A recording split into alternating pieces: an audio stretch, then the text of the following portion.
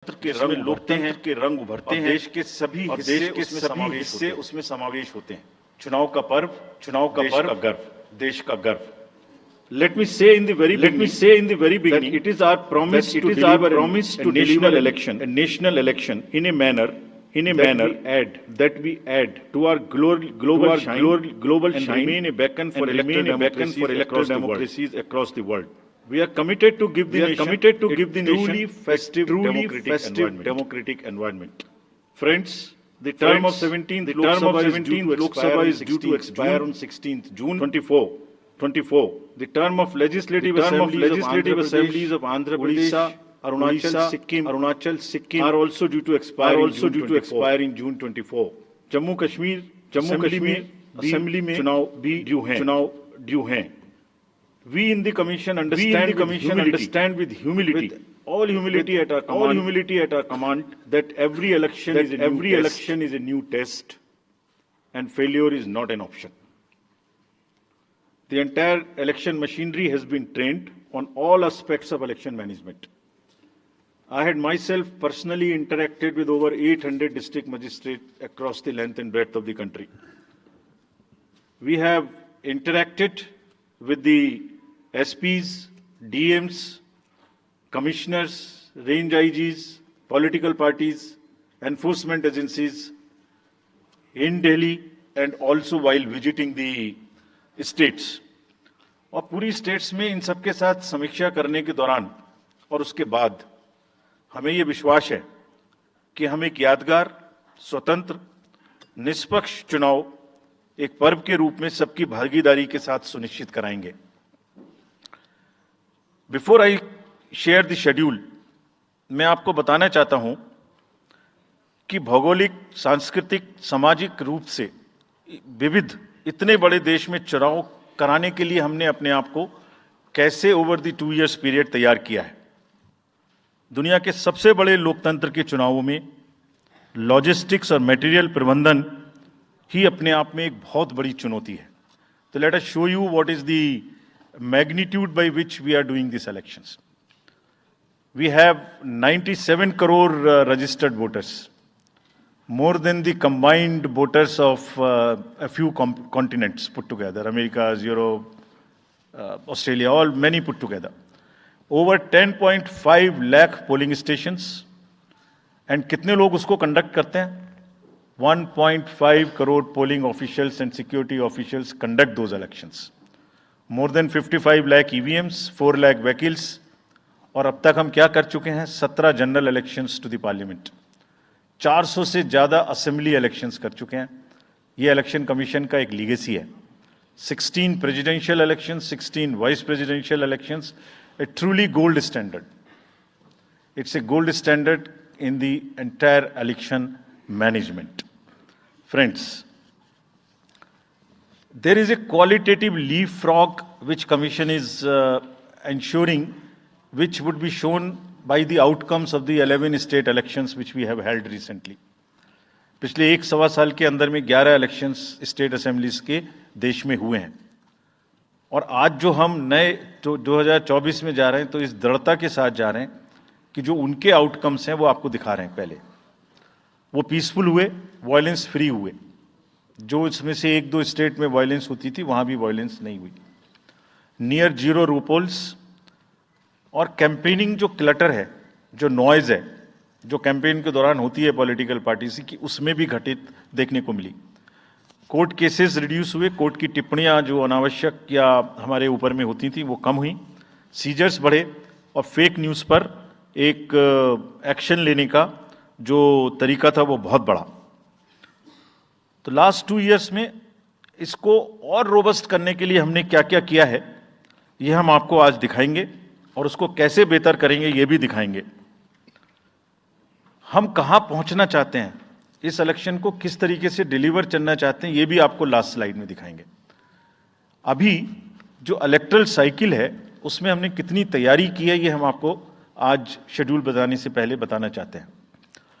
अगर देखा जाए तो इनपुट के रूप में हमारा जो इलेक्ट्रल रोल है वो प्योर होना चाहिए. ये फाउंडेशन है किसी भी अच्छे चुनाव के लिए. उसमें जिसको होना चाहिए वोटिंग में वो है, और जिसको नहीं होना चाहिए वो नहीं है. हमने इलेक्टोरल रोल में बहुत मेहनत की है। इनपुट के तौर में material, manpower, technology, training, इतनी चीज़ें लगती हैं।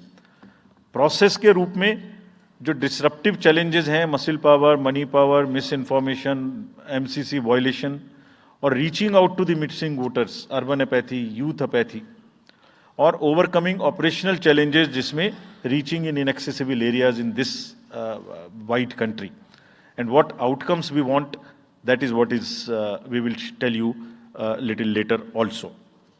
तो पहला जो इनपुट है ये एक मोज़ेइक है जो देश की वोटर्स की, इलेक्टर्स की पिक्चर है। क्या दिखाती है ये? It's a very diverse मोज़ेइक।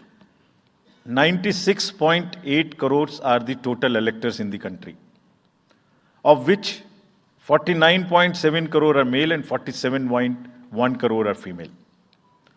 और जो यंग वोटर्स हैं, बहुत मेहनत की हमने पिछले साल में, वो 1.82 करोड़ फर्स्ट टाइम वोटर्स इस बार इन चुनावों में वोट देने के लिए हमारे इलेक्टोरल रोल्स में हैं। और अगर इसको हम 20 से 29 साल के वर्ष में देखें, वो भी तो यंग ही हैं, कोई अभी बड़े तो हुए नहीं हैं, तो 18 से जो 29 हैं वो करीब 21.5 लाख वोटर हैं। 1.80 करोड़ 18 से 19 और 20 से 29 में 19.74 करोड़, यानी 21.5 करोड़ वोटर्स एब्सोल्युटली यंग, जो कि डेमोक्रेसी में भाग लेंगे और अपना फ्यूचर अपने से डिसाइड करेंगे, because they are the biggest stake holders in the democracy, because they have a larger time to contribute in the society. अगर हम देखें तो बहुत इंक्लूसिव करने के लिए there are 88.4 lakh persons with disabilities who are part of our voter list. We have made a special effort कि जितने हमारे मतदाता हैं उस तरह के उनको हम अपने इलेक्टोरल रोल में लेके आए। 82 लाख लोग ऐसे हैं जो 85 वर्ष से ऊपर हैं और वो हमारे प्राउड मतदाता हैं। We feel very proud to have them with us. और उसमें से 2,18,000 लोग देश में 100 वर्ष से अधिक के मतदाता भी हैं जो हमारे इलेक्टोरल रोल में। सो द मोज़ेइक इज, ट्रांसजेंडर्स भी हैं 48,000। तो मोज़ेइक इज लाइक 18 से 19, 20 से 28, 85 transgenders, person with disabilities, and in the entire country, length and breadth of the country.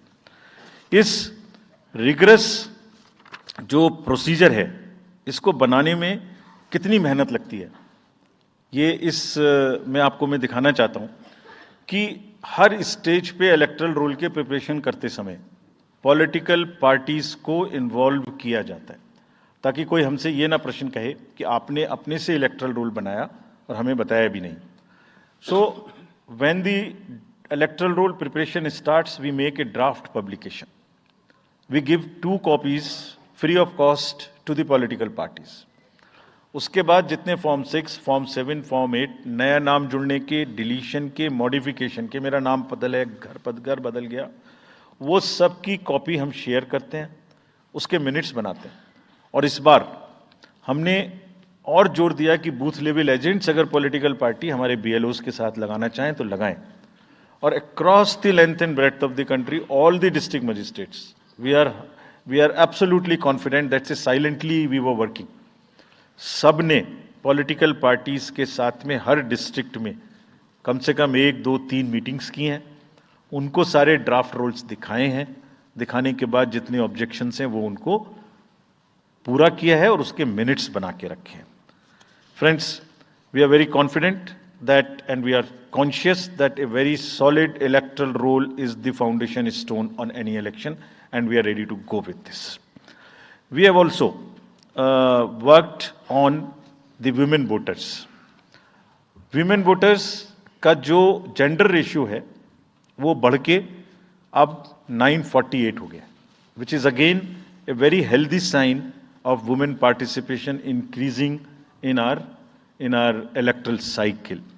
राज्य, देश के 12 राज्य ऐसे हैं जहां आज 1000 से ऊपर जेंडर रेशियो है, यानी महिला वोटर्स की संख्या मेल से ज़्यादा है। और जैसे मैंने अभी आपको बताया था कि 1.89 नए वोटर्स हमने जुड़े हैं, उनमें से 18 से 19 में 85 लाख हमारी लड़कियां हैं, फीमेल वोटर्स हैं। So they are going side by side. and this is again a very healthy sign that women are also equally participating in our election. और जैसे women participation है, ऐसे ही youth participation is another area which the commission is very conscious and commission is also consistently focusing on. 13 से जो 1.8 करोड़ मैंने आपको बताया, 19 crore voters 20 से 19, और जिस किसी की भी उम्र 1 जनवरी 2024 को 18 साल नहीं हुई थी, उसका भी नाम हमने एडवांस में एप्लीकेशन में लिया, जो 2024 के किसी भी समय में जिनकी उम्र 18 साल होने वाली है. And you would be happy to note that out of 13.4 lakh advance applications which have come to us, around 5 to 6 lakhs are such who will complete the age of 18 by 1st of April 2024. और वो भी हमारे voter उस समय तक बन जाएंगे. यानी the roll would be as much updated on 1st of April कि कोई भी छूटे नहीं. नेशनल आइकन्स को बड़ी संख्या में हमने यूथ को अपने साथ जोड़ने के लिए इस कार्य में लगाया है. हमें विश्वास है कि यूथ न सिर्फ वोट करेंगे बल्कि हमारे एम्बेसडर्स भी बनेंगे. जो इन्फ्लुएंसर्स हैं वो भी हमारे साथ जुड़ेंगे. वो अपने साथ यूथ एक के साथ अपने 10 दोस्तों को भी लेके आएंगे. और इस बार हम कन्विंस्ड हैं अपने डिफरेंट आउटरीच एक्टिविटीज़ की वजह से कि वो हमारे साथ ज़्यादा से ज़्यादा जुड़ेंगे. फ्रेंड्स, जब हम वोटर्स को अपने बूथ पे बुला रहे हैं तो हमारी ये भी ड्यूटी बनती है कि हम अपने बूथ को बहुत अच्छे से उनके लिए तैयार करके रखें. कैसे तैयार करें? हर बूथ पे पीने का पानी होगा, टॉयलेट होगा, मेल एंड फीमेल अलग, साइनेज होगा, पर्सन्स विद डिसेबिलिटी के लिए रैंप होगा, एक व्हील चेयर होगी, हेल्प डेस्क होगी, वोटर फैसिलिटेशन सेंटर होगा, और शेड भी होगा, सफिशिएंट लाइट भी होगी. यानी minimum basic facilities would be available at all the polling stations. और these polling stations will be set up across the length and breath.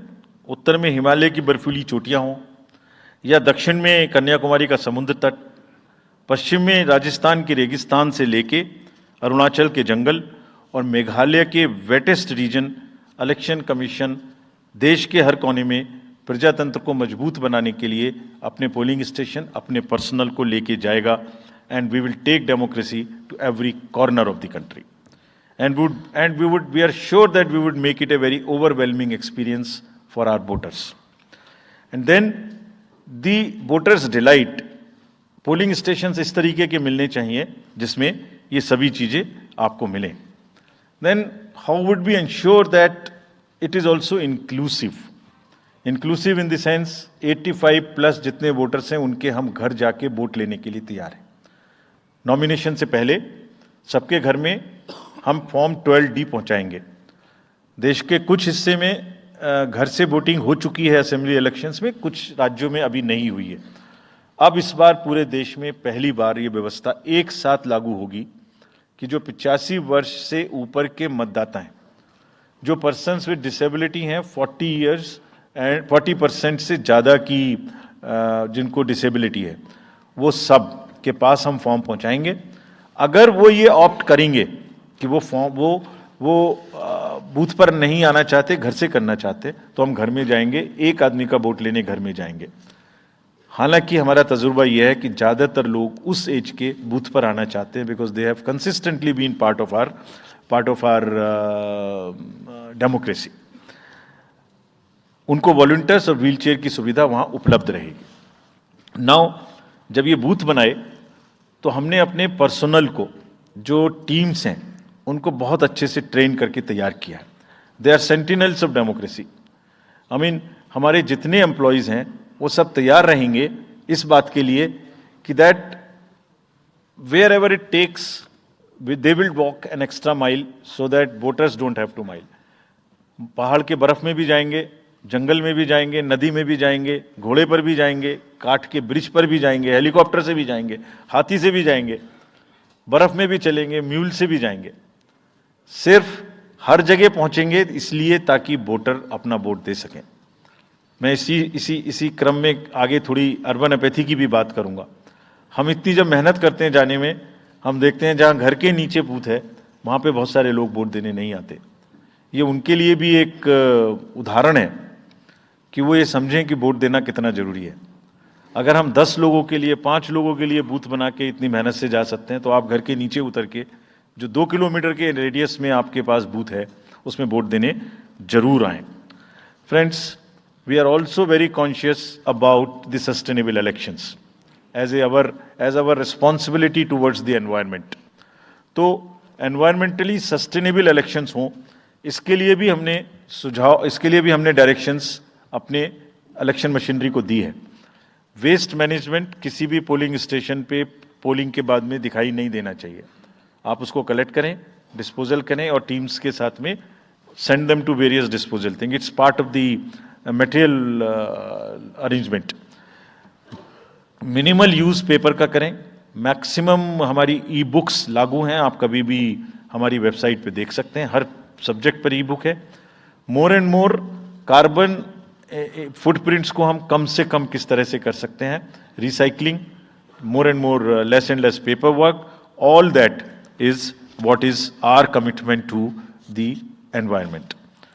We are also greatly leveraging technology in 3 verticals for the help of the voter, for the help of the election management agencies, machinery, and also for the political parties and candidates. कोई भी voter पूरे देश में उसका epic number से booth कहाँ है, उसका एपिक डाउनलोड करना है। If he has a mobile number seeded, he can download his और हर मोबाइल। कोई भी बीएलओ के बारे में कोई जानकारी लेनी है, one can go to the voter helpline app.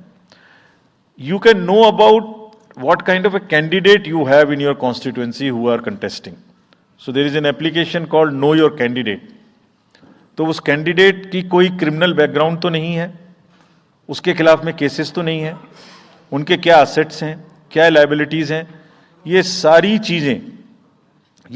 चीजें केवाईसी के एप्लीकेशन में वोटर्स को देखने का अधिकार है, उनको मिलेंगी। और जिस किसी का भी क्रिमिनल रिकॉर्ड है किसी भी कैंडिडेट का, उसको 3 बार न्यूज़पेपर्स में देना पड़ेगा, टीवी में देना पड़ेगा, और पॉलिटिकल पार्टी को भी ये बताना पड़ेगा कि आपको उस कॉन्स्टिट्यूएंसी में क्रिमिनल कैंडिडेट बैकग्राउंड के खड़ा करना पड़ा, तो बाकी क्यों नहीं मिला। आप बताइए, what is the basis of the selection of a candidate who has a criminal background. Then in order to clean up the entire system, we want to use the technology with the help of the citizens. Citizens be please vigilant. So C-Vigil app में कोई भी शिकायत अगर किसी citizens को, किसी voter को करनी है, कहीं पर भी कोई पैसा बांटने का केस है, फ्रीबी बांटने का केस है, एक्सेस कैंपेनिंग का केस है, जस्ट टेक ए फोटो और type text, send it to us, we will capture your longitude and latitude ourselves. आप कहाँ पर खड़े हैं ये हम अपने से आपकी मोबाइल की लोकेशन से समझ लेंगे, और आपको 100 मिनट के अंदर अपनी टीम भेजकर जो आपकी शिकायत है उसका निराकरण हम आपको करने देंगे। फ्रेंड्स, इस सारी चीज को करने में हमारे सामने कुछ चैलेंजेस भी हैं। मैं आज आपके सामने उन चैलेंजेस की भी चर्चा करना चाहता हूं और ये भी बताना चाहता हूं कि इसको हम कैसे ठीक करेंगे। तो मेनली 4 चैलेंजेस हमारे पास हैं, 4 M's: muscle, money, miss information and MCC violations.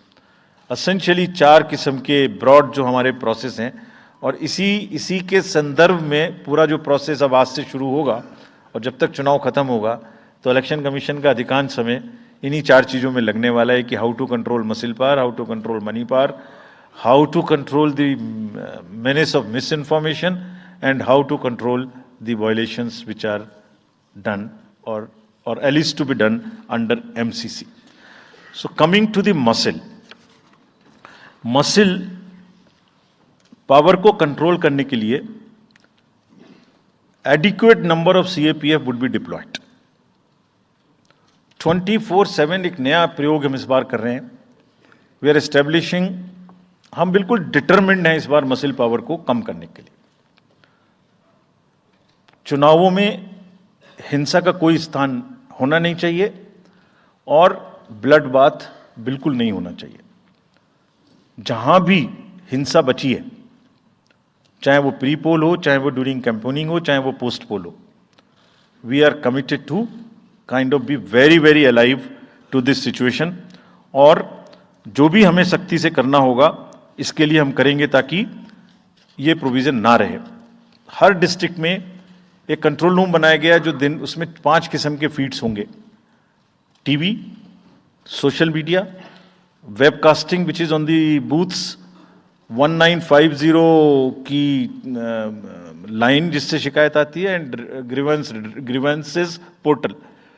So one senior officer would be available in the control rooms in every district to look at these 5 feeds. जहां से भी, और C vigil, 6th C vigil, जहां से भी कोई शिकायत मिलेगी उस पर सख्त कार्रवाई की जाएगी। एवरीवेयर अक्रॉस द कंट्री हमने बड़ी सख्त ताकीद दी है कि डिस्ट्रिक्ट मजिस्ट्रेट्स, एसएसपीज अपने एरिया में हिंसा को ना होने दें। जितने नॉन अवेलेबल वारंट्स आज की डेट में हैं, पुलिस उनको ऑलरेडी हमारे विजिट्स के साथ साथ ऑलमोस्ट एग्जीक्यूट कर चुकी है, कर रही है। साथ ही जितने हिस्ट्री शीटर्स हैं उनको भी बहुत तेजी से देख रही है। There is also a network of check post which have been set up in the international border, in the inter state border, and on the nodes from where some kinds of irregular, illegal goods can move across the states. In some international borders, there is also a drone-based checking which will happen. We are fully committed that हिंसा का कहीं कोई उपयोग नहीं होना चाहिए। हमने district magistrates को बहुत सख्त हिदायत दी है कि जितने लोग 3 साल से ऊपर हैं उन सबको आप बदल दीजिए पहले, और accountability starts from the head of the district, not below. ये उनका काम है कि जो नीचे हैं वो उनको देखें। किसी भी प्रोसेस में वॉलंटियर्स और कॉन्ट्रेक्चुअल स्टाफ किसी भी स्टेट ने लगाए वो इस्तेमाल नहीं होंगे। बहुत सारी स्टेट्स ने टेम्परेरी वॉलंटियर्स और कॉन्ट्रेक्चुअल स्टाफ को लगा के रखा है, वो किसी भी स्टेज में इस्तेमाल नहीं होंगे। डबल वोटिंग, इम्पर्सोनेशन की भी शिकायत आती है। बहुत सख्त हिदायत दी गई है कि अगर इम्पर्सोनेशन के केसेस आए तो आरपी एक्ट की सेक्शन में उनके खिलाफ एक्शन लें। साथियों, बहुत ही डिटर्मिनेशन के साथ हम हिंसा मुक्त चुनाव देना चाहते हैं। चुनाव में हिंसा की कतई गुंजाइश नहीं है। राष्ट्रपति महात्मा गांधी जी ने कहा था, मैं हिंसा का विरोध करता हूं क्योंकि उससे पाया हुआ समाधान बहुत कम वक्त के लिए होता है और उससे पैदा हुई नफरत हमेशा के लिए। Only peace is everlasting. Violence doesn't solve anything. We will request everyone, all political parties, all candidates, that they must be very, very, very cautious of this point. We'll be ruthless if anywhere the violence happens. Similarly, coming to the money, आप जानते हैं, मैंने पहले भी आपको दिखाया है कि पिछले जो 11 इलेक्शंस हुए हैं स्टेट में, राज्यों में, और उसी की वजह से ये कन्विक्शन है जिससे हम आपसे उसके बारे में बात कर रहे हैं। We are talking to you from the strength of our outcomes. 3400 crore रुपए के करीब का कैश मूवमेंट को रेस्ट्रिक्ट किया गया 11 इलेक्शन में। एवरी स्टेट, राजस्थान, तेलंगाना, मध्य प्रदेश, नागालैंड, गुजरात, हिमाचल, मिजोरम, त्रिपुरा, छत्तीसगढ़, हर स्टेट में उससे पहले इलेक्शन में जो भी हुआ था उससे 200, 400, 500, 700% की वृद्धि हुई। Total 3400 crore is around 835% higher. ये जो धन बल का जो उपयोग है, जो धन का उपयोग है, जैसे बल का उपयोग कुछ राज्यों में ज्यादा है, ऐसी धन का उपयोग भी कुछ राज्यों में ज्यादा है। हम इस बात से भी बहुत वाकिफ हैं। We are aware fully that there are differential vulnerabilities in each state. Some states have more violence, some states have more money, some states are more kind of a geographical problems. So whichever problem pertains to a particular state, based on this differential analysis, we would be having a differential level of treatment for that state. Misuse of money हम नहीं होने देंगे। इसके लिए भी हमने enforcement agencies को, सब स्टेट्स में एनफोर्समेंट एजेंसीज के साथ बैठक की है। दिल्ली में हम सब हेड्स ऑफ द एजेंसीज के साथ फिर से बैठक करने वाले हैं आज के बाद तुरंत।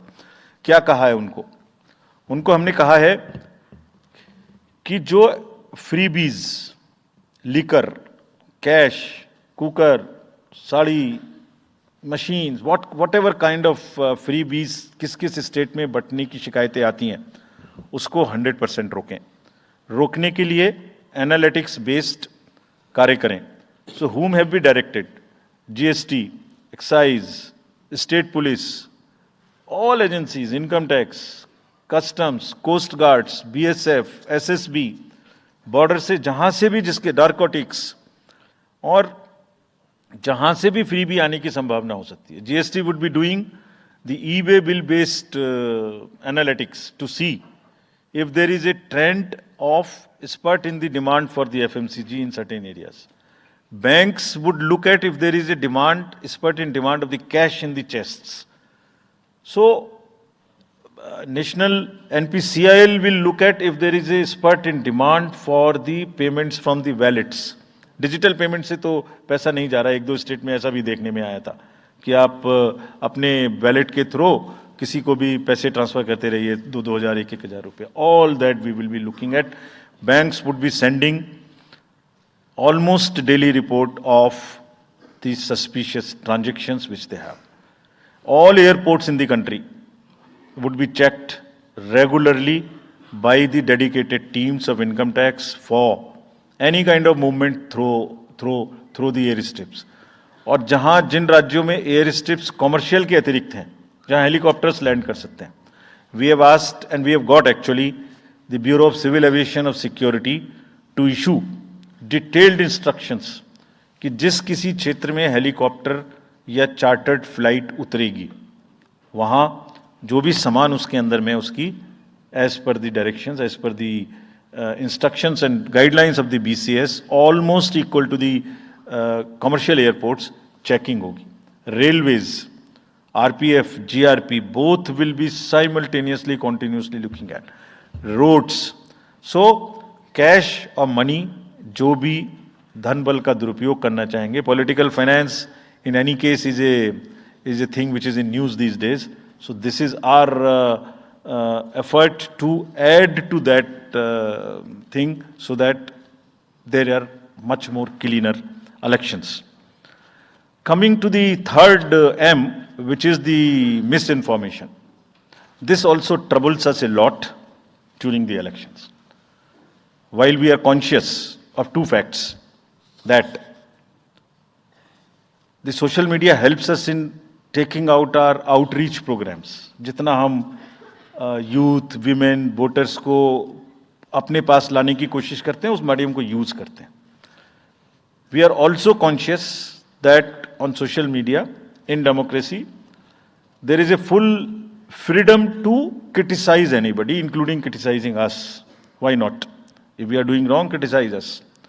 But you should not be allowed to create fake news which is not based on facts, because it can disturb the public order. ये अफवाहें फैलाते हैं. तो हमने सबको इंस्ट्रक्शंस दी हैं, किस किस्म का इंस्टीट्यूशनलाइज तरीका किया. ये कुछ इस तरीके की नई चीजें हैं जो इस बार के चुनाव में सबको देखने की मिलेंगी. मैंने मसल पावर के बारे में भी बताया, मनी पावर के बारे में भी बताया, मिस इन्फॉर्मेशन के बारे में. तो ये जो प्रोसेस है इलेक्शन का, जो आज से शुरू हो रहा है काउंटिंग के बीच तक, जिसमें शोर शराबा, गंदगी की संभावना बनी रहती थी, वो हमारा प्रयास है कि कम से कम हो. उसके प्रति हम बहुत ज्यादा सजग रहें. इसमें क्या करेंगे? Under section 69 and 79(3) of the IT Act, authorized authority of each state is empowered to ask for takedown of the social media posts. In almost all states, authorized officials have been appointed or are being appointed. In each district, we have done thorough trainings as to how to deal with this kind of a menace. So this is on the preventive side. But there is also a promotional side. All our entire machinery will now react to whatever is coming by facts. We will try and join the issue instead of being in the background. If somebody is trying to do a fake kind of a narrative, which is disturbing the level playing field, which is disturbing the public order, or which is not based on the facts, and which has crossed the line of the criticism, we would be also joining them. We will also launch very soon on our website something called Myth versus Reality. This is going to be live very soon. Means ये myth फैलाया जा रहा है, ये उसकी reality है. हम अपनी तरफ से आगे बढ़ के आपको एजुकेट करेंगे कि ये उसकी रियलिटी है. और सोशल मीडिया के बारे में आप सबसे भी एक अपील है कि थोड़ा देख लें. मतलब जो आया उसको आगे नहीं करना चाहिए. इसमें एक बहुत बड़ा झूठ का बाजार भी है. मैं इसके बारे में सोच रहा था तो मैंने कुछ चंद लाइनें लिखी थी जो आपको बताना चाहता हूं. झूठ के बाजार में रौनक तो बहुत है, गोया बुलबुले जैसी तुरंत ही फट जाती है. पकड़ भी लोगे तो क्या हासिल होगा सिवाय धोखे के. तो उसको थोड़ा रोक के देखें, समझ लें आगे बढ़ाने लायक है कि नहीं है, ना बढ़ाएं. Now friends, the last problem. चुनाव के दौरान हमारे सामने एक और बहुत बड़ी समस्या है, और वो समस्या है चुनावी प्रक्रिया का, पॉलिटिकल डिस्कोर्स का घटता हुआ स्तर, जिसमें as we call it, it's a plummeting level of the political discourse. अगर हमने सब पॉलिटिकल पार्टीज को बहुत स्ट्रांग एडवाइजरी इशू की हैं. आप पूछेंगे कि एडवाइजरी तो दी, उसके बाद एक्शन क्या होगा, उसका भी जवाब मैं आपको दूंगा. एडवाइजरी इशू की हैं जो भी पिछले 11-12 इलेक्शंस में, एक्चुअली जो पिछले 5 साल में जितने भी एमसीसी के वायलेशंस होते रहे उसको हमने इकट्ठा करके एक फाइनल एडवाइजरी दी है before the 24. So this is how we have set our grounds, and what we have done in that, we have set, we are putting political parties on notice. Means we have asked political parties to give copy of our guidelines to each star campaigner. Political parties के जितने भी बड़े नेतागण star campaigners हैं जो campaigning करेंगे, उनके व्यक्तिगत नोटिस में हमारी गाइडलाइंस ले आइए. ये जिम्मेदारी हमने पॉलिटिकल पार्टीज को दी है. So now what is happening, we have put them on notice and we will presume knowledge of the guidelines. These are the two fundamental changes which we have made silently. People were asking, you issued so many notices last time, did nothing. You left it at that. That was a moral censor. Now we will go beyond. We will go beyond, and here we have said we will also look at the past. We will also look at the history. We might look at a calibrated approach dealing with the MCC violations, which may be, जो MCC violations किस प्रकार की हो सकती हैं. I mean statements which should inspire rather than divide. Issue based campaign हो, hate speeches, religious speeches, private life का criticism is what is absolutely avoidable. People should be refraining from giving unverified and misleading advertisements, or masquerading as an advertisement as a news. इसमें हमने editors को भी advisory issue की है. वो एक newspaper में बड़ा बड़ा ऊपर में छप जाता है कि इसकी लहर और उसकी लहर. अगर ऐसा है तो साफ साफ लिखें कि ये एडवर्टाइजमेंट है. Let it not pass through advertisement. We have issued these advisories. Now the time is during this election to go beyond advisories, take concrete action, for which in the advisories there are relevant sections of the acts which are also inbuilt. So notice is there, knowledge is there, sections are there. So please, our request is कि campaigning के दौरान please don't try to cross the red line. ये वैसे भी इसलिए जरूरी है that in this digital world जो भी एक बार मुंह से निकलता है उसका रिकॉर्ड तो 100 साल तक के लिए पैदा हो गया, वो बार बार चलता रहता है. So please avoid creating digital memory of bad words which are coming from your mouth. Please be civilised during the election. This is what is our advice.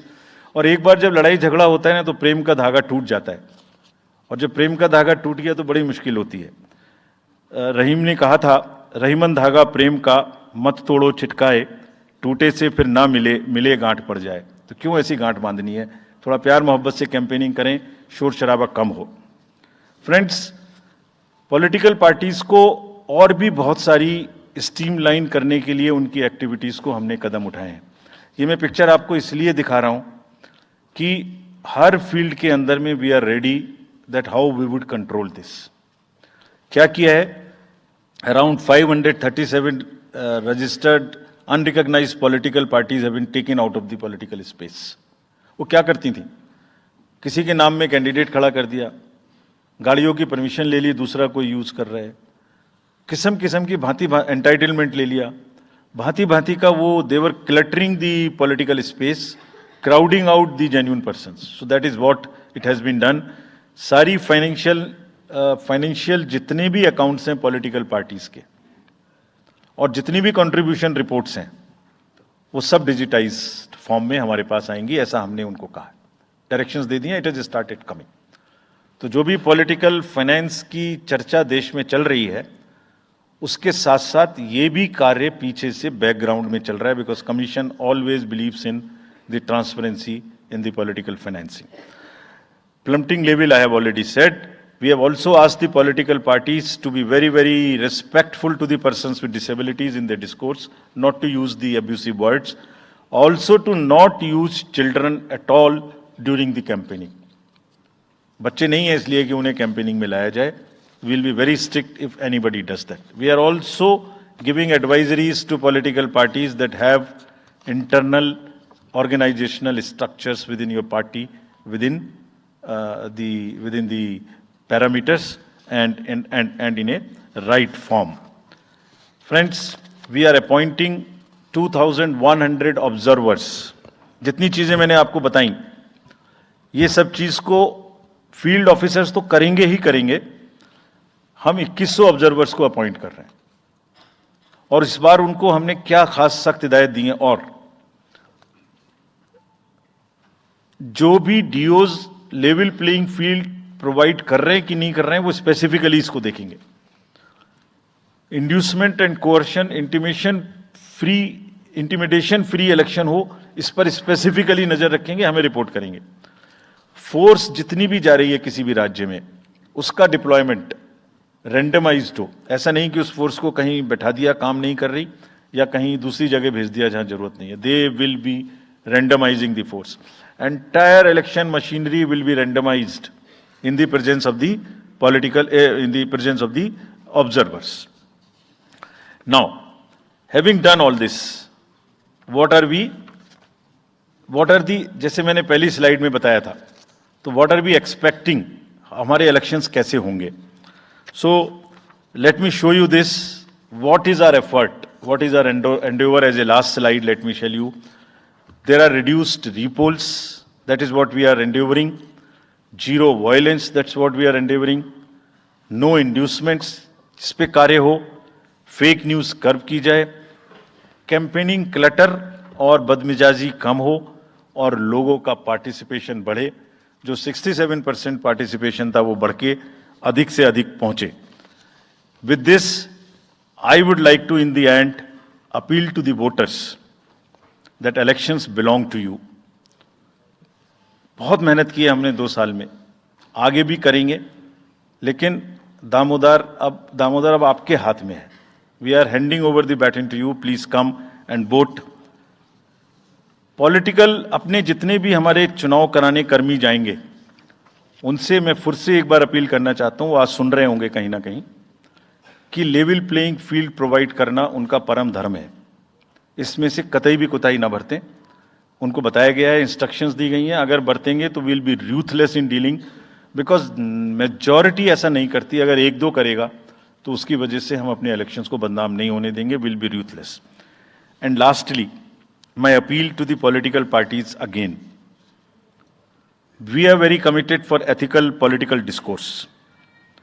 I would like parties to again appeal that please maintain decorum in campaigning and refrain from abuses and personal attacks. राजनीतिक दलों को बहुत personal attack से बचना चाहिए. फिर मुझे बदर साहब का एक शेर याद आता है, दुश्मनी जमकर करो लेकिन ये गुंजाइश रहे. दुश्मनी जम के करो लेकिन ये गुंजाइश रहे. जब कभी हम दोस्त हो जाएं तो शर्मिंदा ना हो, और वैसे भी आजकल जल्दी जल्दी दोस्त बनना और जल्दी जल्दी दुश्मन बनने की प्रक्रिया थोड़ी ज्यादा चल रही है। तो पार्टीज कम से कम ऐसा ना गंदा बोलें कि वो एक दूसरे के दुश्मन बन जाएं और फिर कुछ ना हो सके। With this I would once again thank all the press media who have come here very sincerely. This is what I have seen in now 3.5 years. You are our natural allies. You are eyes and ears. हमारा कोई criticism होता है आप करते हैं, हम अपनी बात कहते हैं आप करते हैं। आप ही के थ्रू हम वोटर्स पे पहुंच सकते हैं। प्लीज वोटर्स तक हमारी बात पहुंचाइए, उनको बाहर निकलवाइए। ये सारी स्लाइड्स, सारा प्रेजेंटेशन आपको अभी तुरंत इसी माध्यम से हमारी वेबसाइट पे मिल जाएगा। Download, use it in your stories. कुछ और चाहिए तो हमें बताइए, हम देंगे। Now I come to the schedule which you were waiting, and I hope I didn't delay it. I have not bored you by what I said. So now we'll be announcing schedule in 3 phases. First, for the by-elections. There are 26 assembly constituencies in the country जहां by पोल होना अभी है due. Bihar, Gujarat, Haryana, Jharkhand, Maharashtra, Tripura, Uttar Pradesh, waste Bengal, Telangana, Himachal Pradesh, Rajasthan, Karnataka, Tamil Nadu, इन सब राज्यों में by elections होना due है। आज तक की जितनी भी वैकेंसी थी बाई इलेक्शंस की, 26 की 26 हम पूरी कर रहे हैं, ताकि हमारे खाते में कोई भी वैकेंसी ना रहे। और ये उसी फेज में होंगी जिस फेज में पार्लियामेंट्री इलेक्शन उस पर्टिकुलर इलाके में हो रहा है।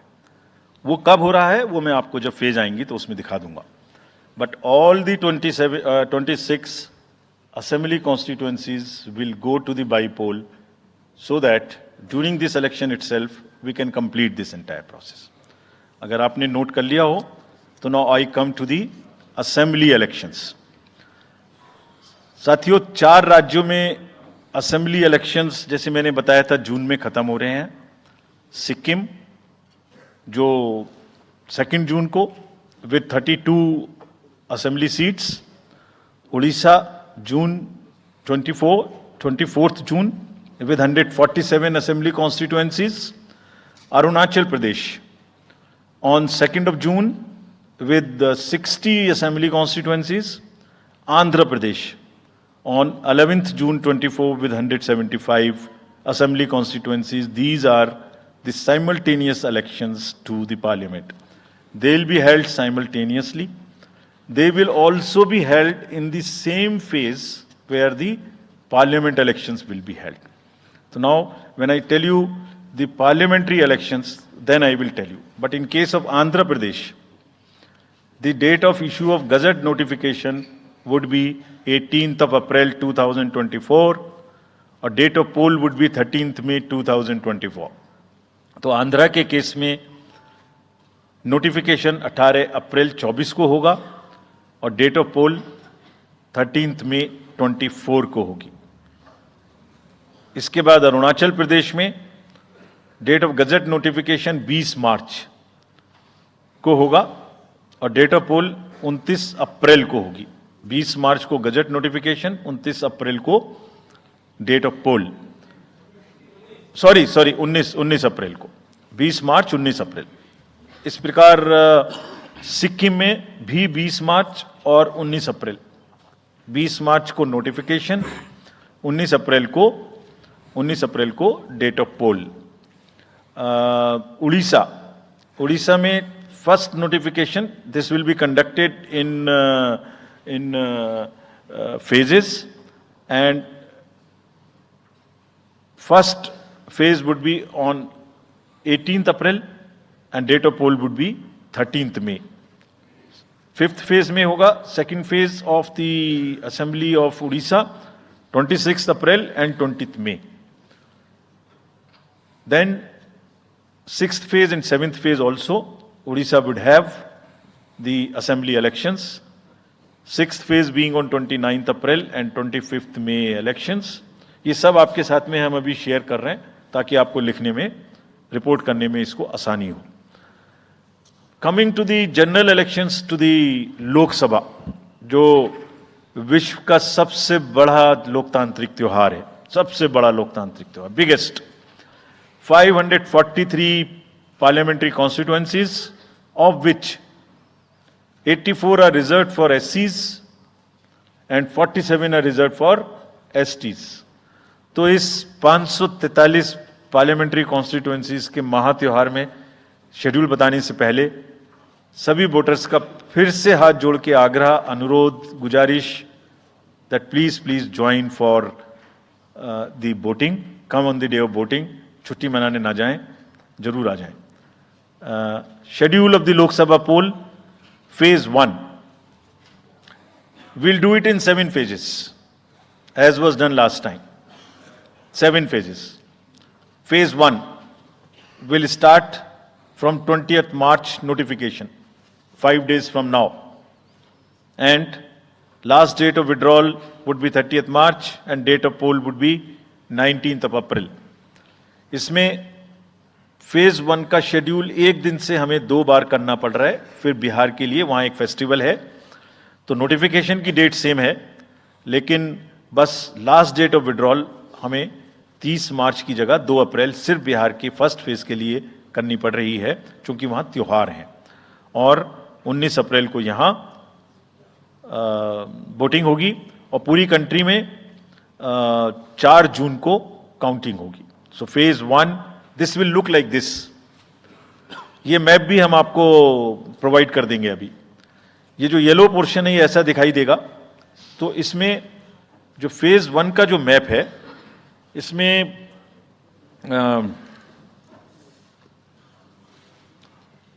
नॉर्थ ईस्ट, नीचे तमिलनाडु, राजस्थान, सेंटर में छत्तीसगढ़, मध्य प्रदेश और उत्तराखंड, और ऊपर में जम्मू कश्मीर की 1 पार्लियामेंट्री कॉन्स्टिट्यूएंसी. ये येलो फर्स्ट फेज का आपके सामने में मैप है. सेकंड फेज और फर्स्ट फेज में 21 स्टेट्स जाएंगी पोल में. Second phase notification will start on 28th of March and date of poll will be 26th of April. Similarly here, in case of J&K, because of the some holiday, the date of one day would be different, date of security of nomination would be different, but date of gazette notification or date of poll would be common. Phase 1 में 21 राज्य polling में जाएंगे और phase 2 में उसमें से और राज्य जुड़ जाएंगे. सो this is the map which would be phase 2, जिसमें हम नॉर्थ ईस्ट में काफ़ी जगह चुनाव को कंप्लीट करते हुए, तमिलनाडु में कंप्लीट करते हुए, सेकेंड फेज में राजस्थान को भी कंप्लीट करेंगे. Phase 3 would be from 12th of April and date of poll will be 7th of May. इसमें भी टोटल 12 स्टेट्स उस समय में जा रही होंगी और इस फेज में 3 नए राज्य में चुनाव शुरू होगा. इसका मैप कुछ इस तरह से दिखाई देगा.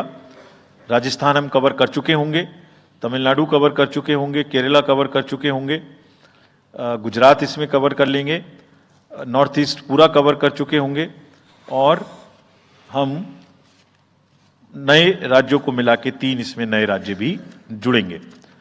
फोर्थ फेज में 18 अप्रैल को गजट नोटिफिकेशन होगा और date of polling would be 13th of May. Date of counting in the entire country would be 4th of June for all by-elections, for the assembly elections, for the parliamentary elections. इसका map कुछ इस तरह का दिखाई देगा. इस समय तक हम इसमें Telangana, Andhra, Orissa would start, and by that time, other than that, entire South India would be complete, entire Western India would be complete, North East would be complete.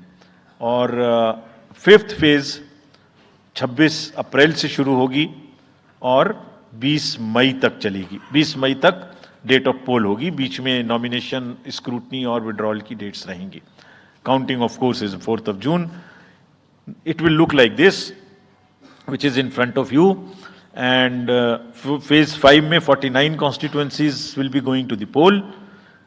Phase 6th में 57 constituencies will go to the poll, starting from the Gazette notification on 29th of April and finishing on 25th of May 2024. इसका map कुछ इस तरह का दिखाई देगा कि mostly UP, Bihar, Bengal, Orissa और साथ में कुछ नॉर्थ का पोर्शन चालू रहेगा। Last phase, 7th phase notification will be on 7th of May and polling on 1st of June. तो last polling would be on 1st of June and counting on 4th, and इस phase में पूरा पंजाब, हरियाणा भी शामिल रहेगा, Bengal, Bihar, Orissa. This is how the map will look. Yellow denotes the first phase and accordingly the legends are given. We will share this map also with you, ताकि आप इसे अपने साथ रख सकें, इसके हिसाब से देख सकें। ये भी कोशिश की है हमने, और अगर पूरी फेज वाइज हम पिक्चर दें, ये भी एक अच्छी स्नैपशॉट है, जिसमें फेज 1 में 102 कॉन्स्टिट्यूएंसीज, फेज 2 में 89, फेज 3 में 94, फेज 4 में 96, 49, 57, 57. So we'll start with the 102, the largest, slowly come down and finish northeast, move up from the south and finish the western area. तो इसमें वेदर और हर चीज़ का ध्यान रखते हुए काफ़ी सोचने के बाद ये शेड्यूल बनाया गया है। विद दिस, जो single phase, single poll date है वो 22 स्टेट में होगी। 2 राज्य 4 बार में जाएंगे, कर्नाटका, राजस्थान, त्रिपुरा, मणिपुर। 3 फेज में 2 जाएंगे, छत्तीसगढ़ एंड असम। 4 फेज में 3 जाएंगे, उड़ीसा, मध्य प्रदेश, झारखंड। 5 फेज में 2 जाएंगे, महाराष्ट्र एंड जम्मू कश्मीर। जम्मू कश्मीर की हर पार्लियामेंट्री कॉन्स्टिट्यूएंसी के लिए 1 फेज होगी। और 7 फेज में 3 जाएंगे, Uttar Pradesh, Bihar and West Bengal. With this friends, I end my address and thank you very much. Thank you, sir, for those detailed remarks. Please hold on. So, you raise your hands, हाथ खड़ा कर दीजिए, माइकर्स आपके पास आएंगे। तो we will start with you in the first row. Where are the micers? आप आइए, इनको दे दीजिए। जो, yeah, CC sir will take 4-5 questions at one time. So after that we will take the next person. Yeah. Sir, मैं मोहित दुबे हूँ news nation से।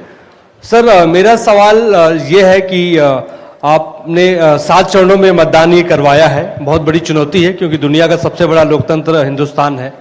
Opposition पार्टियां जो हैं ये आरोप लगा रही हैं कि 7 चरणों में क्या जरूरत है और इसकी वजह से सत्ताधारी दल को फायदा होता है। और छोटा सा सवाल सर एक और है कि ईवीएम को लेके लगातार अपोजिशन धरना दे रहा है, सवाल उठा रहा है। आप हमेशा ये कहते रहे कि निष्पक्षता के साथ आप मतदान करवाते रहते हैं ईवीएम के माध्यम से, तो उनके सवाल के बारे में आप क्या जवाब देंगे? आप ये जो लाइट जैकेट पहने हैं सेंटर में, इनको दे दीजिए। जो, हाँ, ये जस्ट होल्ड ऑन। सर, मेरा नाम रविंद्र सिंह शोरान है। I would like to ask कि जो आपने बताया कि 3500 करोड़ रुपए को सीज किया, उसके बाद कार्रवाई कितने लोग जेल गए, कौन कौन सी पॉलिटिकल पार्टीज इन्वॉल्व थी, और जो लीकर सीज किया गया उसमें कितने केसेस रजिस्टर हुए, उसकी डिटेल्स इलेक्शन कमीशन हमारे साथ कभी शेयर करता नहीं है after the election happens. This lady in the front या इधर मिडिल में जो है, इनको माइकर्स, हाँ, इनको दे दीजिए, या इनको दे दीजिए। हाँ, please switch on your mic.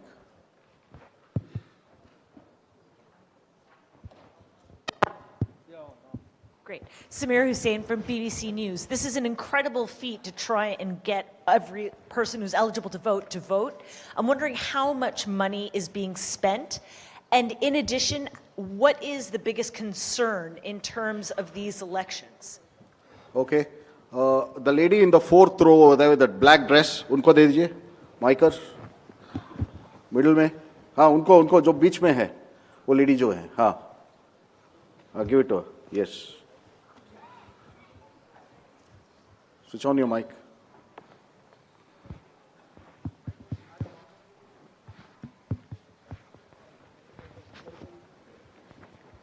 इन्हें माइक ठीक करके रखें. What are they doing? Hi, I'm Ashlyn. You said in your speech that... Can you just introduce yourself? I'm Ashlyn Matthew. From? National Herald. Thank you. You had said in your speech that there should be no hate speech. There will be a calibrated approach to code violations. But there have been several complaints against the Prime Minister and Amit Shah, but none of the ECA has not taken action against them. But you have taken action against the opposition leaders. So even if you take a calibrated approach, so won't it be the opposition leaders who get picked up more, who will get notice from you more than the ruling party leaders? Yeah, the gentleman in the second row here. Yeah, please. Yeah, mic is live. Hello. Sir, Venkatraman from Dinamala, from Tamil Nadu. Sir, every election you are getting new experience regarding the control of money power. How are you going to control the money power? For example, last election 2019, at Vellore constituency, the candidate Kadir Anand, from his place, crores and crores of rupees money has been recovered from him. But what kind of action has been taken against him? And he is going to be the future candidate from the same constituency. Let me first take the answers of these questions of the first round. First question ये था कि 7 phase में election क्यों, और opposition parties का ये आरोप है कि 7 फेज में होने से लेवल प्लेइंग फील्ड डिस्टर्ब होती है, किसी को फायदा होता है. एक बार कभी पूरी कंट्री का भौगोलिक और ज्योग्राफिक इतिहास और ज्योग्राफिक स्थिति को नजर डाल के देखिए. नदी, नाले, बर्फ, पहाड़, जंगल, गर्मी, सिक्योरिटी फोर्सेस का मूवमेंट कभी सोच के देखिए. They will be moving like within 3 to 4 days between the gap in the phases, they will walk length and breadth of the country. उनके ऊपर प्रेशर कभी देखिए कितना होता होगा. कभी इलेक्शन मशीनरी की पूरी प्रोसेस, कभी एग्जाम्स, कभी फेस्टिवल्स, होली, रमजान, रामनवमी, पता नहीं क्या क्या फेस्टिवल्स बीच में है. जब कैलेंडर पे हम लेके बैठते हैं तो एक डेट फिक्स करते हैं, दूसरे में चली जाती है, दूसरे फिक्स करते हैं, कहीं प्रॉब्लम आ जाती है. हम किसी को फेवर करने के लिए, किसी को नुकसान करने के लिए कोई भी एक्शन नहीं लेते, कोई भी एक्शन नहीं लेते. किसी को ऐसा भ्रम है तो वो गलत है. हम फैक्ट्स पे बात कर सकते हैं. जहां की जो मैंने कहा था, हर राज्य अपने आप में अलग अलग है. किसी राज्य में 1 में भी है, किसी राज्य में 7 में भी है. जिन राज्यों में 7 में है वहां का विस्तार बहुत बड़ा है, नंबर ऑफ पार्लियामेंट्री कॉन्स्टिट्यूएंसीज बड़ी हैं, कंटेस्टेशंस ज्यादा हैं, इसलिए वो 7 में है. My friend from the Tamil Nadu has asked, वहां 1 में है, लेकिन वहां दूसरा चैलेंज है जिसके लिए what he has talked about, there is a challenge of money power in that particular state. And as I mentioned, we are extremely careful of what he has asked. If you learn it from the assembly elections which happened in another southern state recently. We have been able to cure that menace of money power to a very large extent, and we would control this. Please don't be worried. Similarly, I'll on the expenditure side take this question from BBC that how much we spend. Each candidate is allowed to spend in the parliamentary constituencies up to 80 lakhs, up to limit, and in the assembly up to 90, up to 90 lakhs, and in the assembly up to 38. So if you combine amongst the candidate, that's the upper limit, which is the expenditure.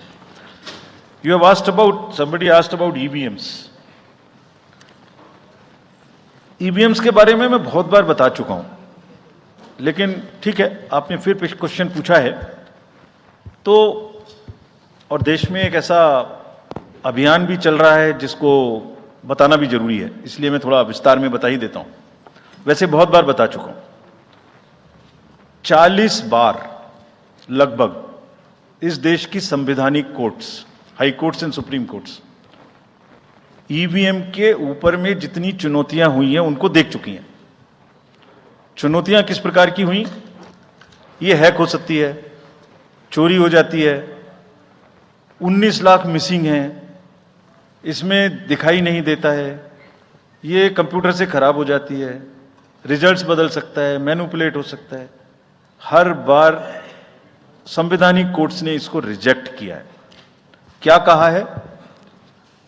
कभी कहा कि इसमें virus लग ही नहीं सकता, no question of introducing virus. कभी कहा इनवैलिड वोट्स नहीं हो सकते, कभी कहा रिगिंग इज नॉट पॉसिबल, कभी कहा कि when there is section 61A in the RP act which empowers the use of the EVM, जब तक वो खत्म ना हो जब तक ये प्रश्न उठाना गलत है। कभी कहा कि EVMs are foolproof devices for counting and allegations of tampering are baseless. कभी कहा कि आप एक के बदले 5 वीवीपैट गिनिए, वो हमने शुरू कर दिया। अब तो ये आ गया है नतीजा कि कोर्ट्स ने जुर्माना लगाना शुरू कर दिया। दिल्ली हाई कोर्ट ने मिस्चीवियस कहते हुए 10,000 रुपए का जुर्माना लगाया, फिर माननीय उच्चतम न्यायालय ने 50,000 रुपए का जुर्माना लगाया। अभी फिर रिसेंटली माननीय उच्चतम न्यायालय ने एक पिटीशन खत्म की है। कितनी बार सुनेंगे? क्यों बार बार वही बिलाप करना है? कोई चीजें तो हमसे पूछिए। हैक नहीं हो सकती, किसी सूरत में नहीं हो सकती, एंड जो परिणाम आते हैं वही प्रमाण है। बार बार परिणाम आते हैं। कोई भी ईवीएम लेके बैठ जाता है सोशल मीडिया पे, वो डिब्बा लेके एक बैठ जाता है। और आजकल एक नया ट्रेंड शुरू हुआ है, वो थोड़ा सा एक्सपर्ट भी बन जाता है। आजकल 1-2 एक्सपर्ट भी चल रहे हैं सोशल मीडिया पे। वो कहाँ की डिग्री हैं, कहाँ के एक्सपर्ट हैं, थोड़ा देखना भी चाहिए। वो बताते हैं कि ये डिब्बा है, वो टूल बॉक्स जैसा डिब्बा होता है, उसके अंदर में क्या है पता नहीं है, उसमें से एक गत्ते के डिब्बे में से एक स्लिप भी निकलती है। वो धरना भी हो जाता है कि ये स्लिप बदल गई, मैंने यहाँ बटन दबाया था और यहाँ ही गलत निकल लगी। भाई आपने क्या दबाया था, किसी को बताया था क्या? क्या निकला, किसी को बताया था क्या?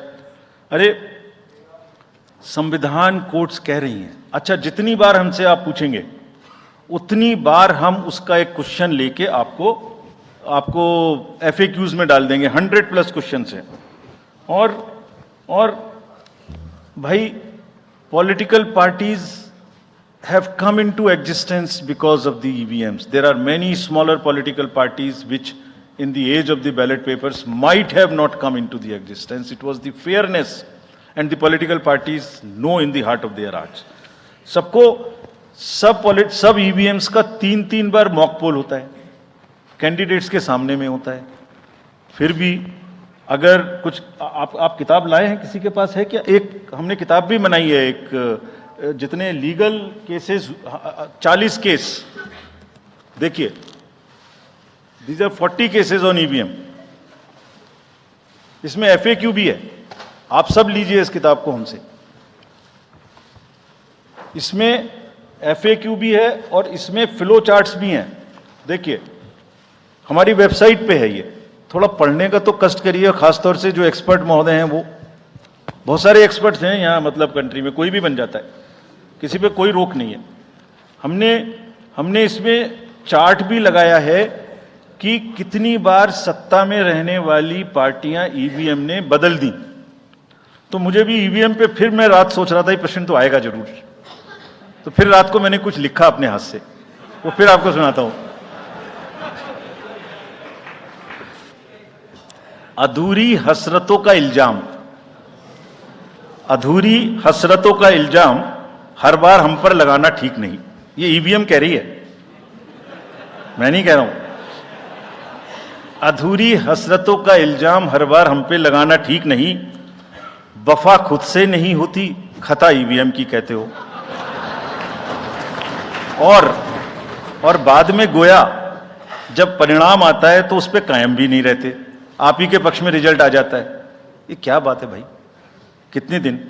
EVMs are 100% safe, 100% sure. We know now in last 2 years again we have done large number of improvements. एक ईवीएम की नंबर जो भी किस बूथ पे जाएगी वो कैंडिडेट को दिया जाएगा। इसलिए इसमें कोई प्रॉब्लम नहीं है। नाउ जो एमसीसी के बारे में प्रश्न पूछा, जिसमें आप ये पूछना चाह रहे हैं कि हम बायस्ड होके किसी के खिलाफ एक्शन लेते हैं, किसी के खिलाफ नहीं लेते, यही आप प्रश्न बेसिकली पूछना चाह रहे हैं। पूछना नहीं चाह रही हैं, आरोप लगा रहे हैं, जिसका मुझे जवाब आपको देना चाहिए। Correct, very right, you have a question right to ask. आप पिछले 8, 10, 11 इलेक्शंस की सारे आरोप जितने हमारे पास आए हैं वो सबको एक बार पढ़िए। सबको पढ़ने के बाद सबके नोटिसेस देखिए जो हमने दिए हैं। उसमें जहां जहां कोई भी वायलेशन एस्टेब्लिश होता हो, उस नोटिस के बाद जवाब आने के बाद भी हमने ऐसा नहीं है सब में कार्रवाई की है। We are very, as I said, they are kind of a moral censor which we have in the beginning issued. और जिस किसी के भी खिलाफ में अगर कहीं भी कोई केस बनेगा, however high star campaigner he or she may be, we will not sit back, we will take action. Next. Sir, we'll take some questions from that side. Yeah, the middle row. There is a gentleman holding both his hands up, उनको दे दीजिए। बोलिए थोड़ा जल्दी दें। Yes sir. Mic के लोग थोड़ा जल्दी दें। थोड़ा माइक जरा जल्दी दीजिए, वो सेंट्रल रो में है, वो हाथ जी। उठा रहे हैं वो। जी मैं आशीष हूँ, अमर उजाला डिजिटल से। मेरा सवाल है सर, जो आपने अभी 4M की बात की थी, उसके लिए क्या कोई एडिशनल डिप्लॉयमेंट आपने किया है? अगर किया है तो वो क्या है sir? Just yeah, give it to him there. Yeah, please. Yeah. मैं राजस्थान पत्रिका से नवनीत मिश्रा हूं। अभी इलेक्टोरल बॉन्ड पे जिस तरीके से घमासान मचा हुआ है और सुप्रीम कोर्ट ने भी उस सिस्टम को खत्म कर दिया है, और जो चुनावी चंदे की जो पारदर्शिता की बातें होती हैं, तो उसके लिए वो सिस्टम लाया गया था। तो आयोग का अगला कदम क्या होगा, क्योंकि इसके बाद से कैश की चुनौती है वो बढ़ेगी चुनाव में।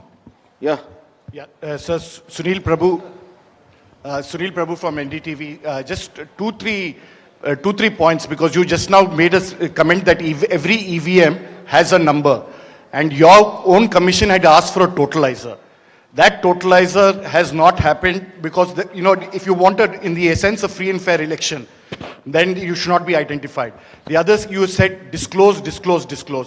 In the interest of the general public, and now we can't get from Mr. Arun Goel because he hasn't only cited personal reasons. In the best interest of the commission, would you be able to disclose what exactly happened? Why did Mr. Arun Goel, who worked with you and sadly is not here today in this entire process, if you can come clean about what exactly happened, what were the differences that led to his sudden and abrupt exit? That's Ravi Tripathi, DD News. Go there. Yeah. Sir, मैं रवि त्रिपाठी हूँ, जी news से। मेरा सवाल यह है कि एक तो सीट के नंबर जो सर आपने दिए हैं वो 543 के बजाय 544 हो रहे हैं काउंट करने पर, ऐसा क्यों है, ये एक तो जानकारी। और दूसरा कि मॉडल कोड ऑफ कंडक्ट का जो सवाल खड़ा किया हमारे किसी दोस्त ने कि बार बार विपक्ष ये सवाल खड़ा करता है, तो पिछली बार उन्होंने नाम दिया कि मोदी कोड ऑफ कंडक्ट, जिसमें मोदी के खिलाफ आप सॉफ्ट होते हैं और राहुल गांधी के खिलाफ आप ज़्यादा एक्शन लेते हैं। ऐसा क्यों होता है, ऐसा आरोप क्यों लगता है चुनाव आयोग? Gentleman next to you. Yeah. Sir, Neeraj हूँ, न्यूज़ 18 इंडिया से। सर, पहले तो चुनाव आयोग को बहुत बहुत बधाई कि आप लोग पूरी कंप्लीट टीम हो गए हैं, दोनों चुनाव आयुक्तों को, और इस बड़ी प्रेस कॉन्फ्रेंस के माध्यम से हम लोग का वास्ता हो रहा है। हमारा सवाल ये है कि ये तो हमें अंदाजा था कि जम्मू और कश्मीर में विधानसभा के चुनाव नहीं होंगे इस बार, लेकिन ऐसा क्यों किया है? हालांकि आपके पास वक्त है, कोर्ट ने भी आपको वक्त दिया है। जम्मू कश्मीर में विधानसभा चुनाव न कराए जाने की क्या वजहें हैं? Yeah, the gentleman in the... Yeah, go ahead. Yes. Very. Sir, my name is T. N. Ashok. I used to be former editor of PTI. I also write a lot of political articles from New York. So I just wanted to know, I was just following the Federal Election Commission of the US, which publishes on its website the amount of money raised by presidential candidates. Like, say, it has just come out only yesterday. Biden has raised about $106 million. Trump has raised $88 million. Nikki Haley has raised about $48 million. And Vivek Ramaswamy has raised about $24 million. Is it possible for the Election Commission of India to publish such kind of details of not the candidates, but the parties, how much have they raised for the 2024 elections. Yeah, thank you. CC will take questions. Now let me answer these questions first. Very critical, very important questions. What are in everybody's discussion during this time, and it is necessary that one clears the stand on that. So first of all, I must congratulate that you have calculated it's 544, not 543. I never guessed that anybody would so quickly calculate this. कि ये 543 seat हैं तो 544 total में कैसे आ गई? एक constituency में 2 बार election होंगे, विच इज इन मणिपुर, तो वो 2 बार काउंट हो रहा है, इसलिए 544 से. So this is the first part of yours. Let me come to mister Prabhu. You asked the questions on totalizer. I entirely agree with you that booth wise result मालूम होने से किस बूथ पर किसने किसको कितना वोट दिया ये जानने से it's not a best possible situation in the country. We fully agree with this and therefore we brought totaliser. The totaliser was an instrument कि जैसे एक राउंड में 14 टेबल पर काउंटिंग हो रही है तो 14 मशीन्स को एक साथ जोड़ दीजिए और 14 का रिजल्ट एक साथ आएगा तो कम से कम इतना पता नहीं लगेगा. लेकिन महाशय, यहां तो एक ही मशीन के रिजल्ट पे भरोसा नहीं हो रहा. मैं 14 जोड़ दूंगा तो लोग बोलेंगे पता नहीं क्या कर दिया. Let the political system mature itself. The need is to introduce totalizer. We are ready to introduce it. Technology is ready. But let one has to work in the entire landscape. Let that be matured further. We prepared the machine to take votes of the migrant workers remote voting. The prototype is ready. Machine can take 72 polling assemblies together. That's a step towards remote voting. We are also ready at some stage for remote voting through electronically, through blockchains and all. But let such things take time to assimilate, to adjust. एक समय होता है हर idea का. So perhaps the time for this idea has not come. It is a little premature. But yes, it can tackle that ill. About my friend you asked. Mr. Arun was a very, very distinguished member of our team. And I thoroughly enjoyed working with him all the time. But in every institution, somebody will have to be given the personal space. And I'm sure the personal space should not be touched and one should not be insensitive to ask personal questions. If he had personal reasons, it's fine, you must respect it. In the commission, let me make it clear to everybody. As you said, disclose. We also have another principle, participate. Involve all political parties. So in the commission, we have a very sound tradition, not today, of large, and I must thank this to my predecessors, worthy predecessors. Whatever we are today, it is because of them. And that's one tradition in the commission, that dissent within commission is encouraged. Within 4 walls of ECM, the commission room, which we call, it's a round room. Because it's such a complicated exercise in the world, 3 minds are always better than 1. We discuss, we sleep over issues, we take time, we assimilate. And हमेशा एक उसमें कहावत है ना, फिर मुझे याद आ गया, वैसे ही निंदक न्यारे रखिए, आसपास रखने चाहिए जो लोग आपको चैलेंज कर सकें. सो कमीशन में बहुत ट्रेडिशन है, वो हमेशा होता रहा है और होते रहना चाहिए. So that's the answer which I wanted to give you. Jammu Kashmir assembly elections क्यों नहीं हमने कराए, ये आपने एक प्रश्न पूछा. बहुत इंपॉर्टेंट क्वेश्चन है नीरज जी आपका. हम बहुत कॉन्शियस हैं इस बात से और बीच बीच में आरोप भी लगते रहते हैं. हम वहां गए थे तब भी हमसे लोगों ने कहा कि हमें तो सुप्रीम कोर्ट जाना पड़ा आपसे क्या आपको कहलवाने के लिए कि इलेक्शन कराइए, और आप क्यों नहीं कर रहे हैं।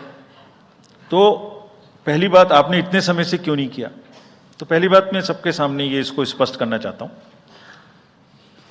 कि Jammu and Kashmir reorganisation act was passed in 2019।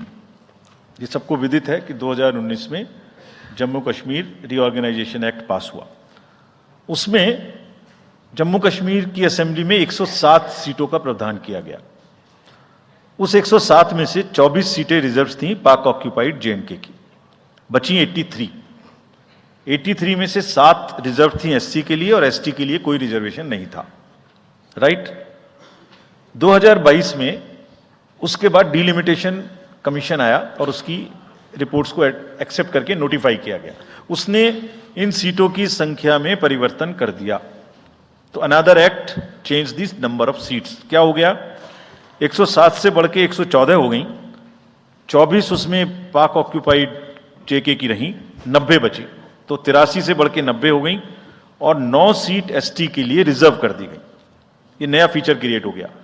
और साथ ही साथ 2 सीट माइग्रेंट्स के लिए रिजर्व कर दी गई, जिसमें से 1 वुमेन की थी। और उसके बाद 1 सीट का नॉमिनेशन अलाउ किया गया, जो कि पीओके से डिस्प्लेस्ड लोग जो इंडिया में हैं उनके लिए वो रिजर्व की जाएगी। और ये सारे, जिसका मतलब Reorganization Act and Delimitation Act were not in sync, and therefore there was no occasion for the commission to conduct the election till that happens. When did that happen? That happened in December 2023 by amendment in the J&K Reorganization Act. तो हमारा metre कब से चालू हुआ है? दिसंबर 2023 से metre चालू हुआ है चुनाव कराने का। असेंबली और पार्लियामेंट में चुनाव कराने के लिए हम जेएंडके के सभी पॉलिटिकल पार्टीज ने हमसे कहा, ऑल, कि आप हमारा चुनाव पार्लियामेंट के साथ कराइए। वी रेस्पेक्ट दैट, और हम समझते हैं कि हमारी ड्यूटी है हम उसे कराएं। सारी एडमिनिस्ट्रेटिव मशीनरी ने टुगेदर एक स्वर में कहा कि सर हम एक साथ नहीं करा सकते। हमने पूछा क्यों, तो उनका आंसर था कि जब असेंबली कॉन्स्टिट्यूएंसी के चुनाव साथ साथ में होंगे तो एक असेंबली में लगभग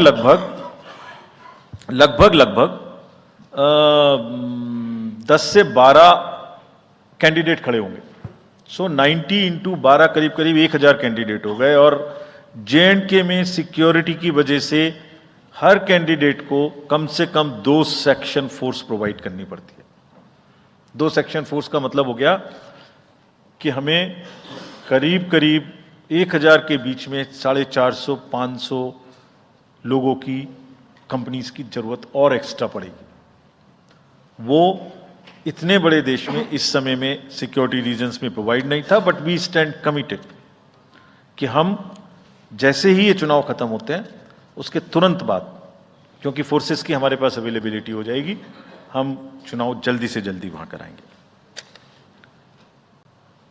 last question again, erectile bonds and चुनावी चंदा, और जो somebody asked from this side as to how the disclosures can be made through the political parties as to how much they collected. So as regards electoral bonds, Commission has always been in favor of transparency right from the stage when we submitted our stand in the Honorable Supreme Court.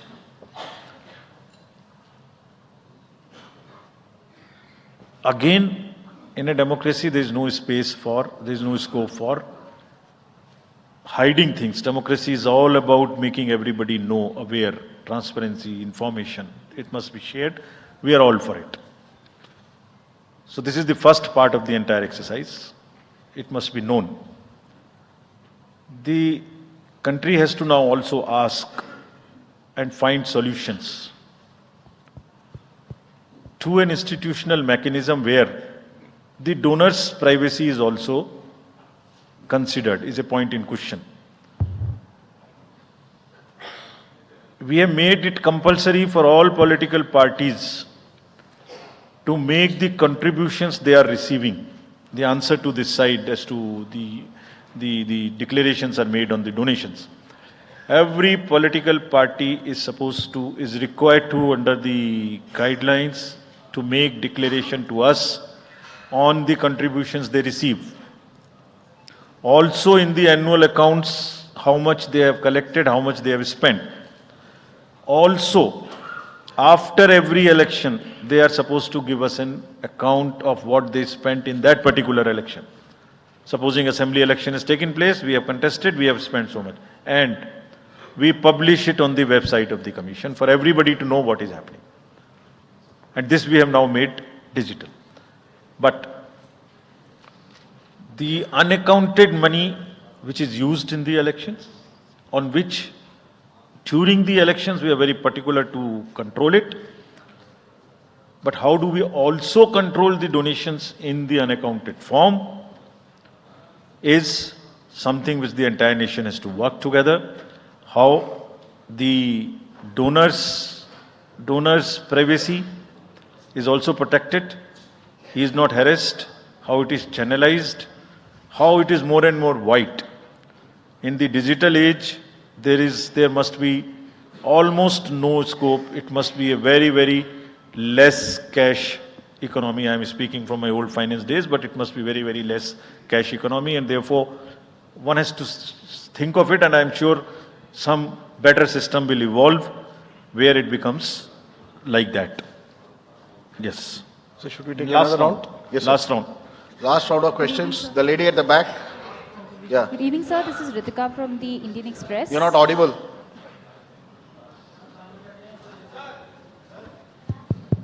Yeah. Sorry. Good evening, sir. This is Ritika Chopra from the Indian Express. I have a question regarding Manipur. There's been this huge displacement of people on account of the ethnic strife. There are people who've been displaced living in relief camps and haven't come back home.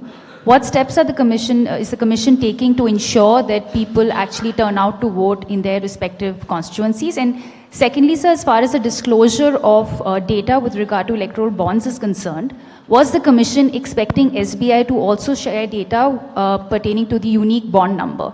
Because what you got was just date of purchase, name and amount, and party name, date of redemption and amount. Can you introduce yourself? This is Ritika Chopra from the Indian Express. Thank you. Okay. The gentleman in that orange shirt there. Yeah, please. मैं Krishnamohan Sharma Bharat express से मेरे दो सवाल हैं जिस मुहिम में आप लगे हुए हैं कि वोटिंग परसेंटेज बढ़े। to one question. We don't have time. Yeah, simple question. एक क्वेश्चन सर कि क्या वो समय आएगा हमारे देश में कि 12वीं का बच्चा जब पास हो तो उसको साथ साथ वोटर आई कार्ड मिल जाएगा? और दूसरा सवाल एक ये है कि क्या हमारे देश में मैंडेटरी वोटिंग हो पाएगी कभी?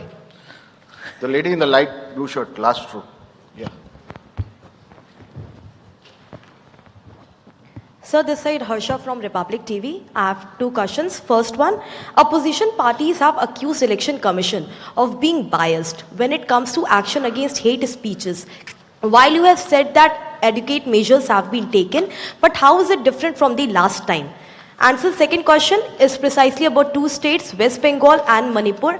Both these states have witnessed immense violence last year. One during Panchayat election and other one with ethnic clashes.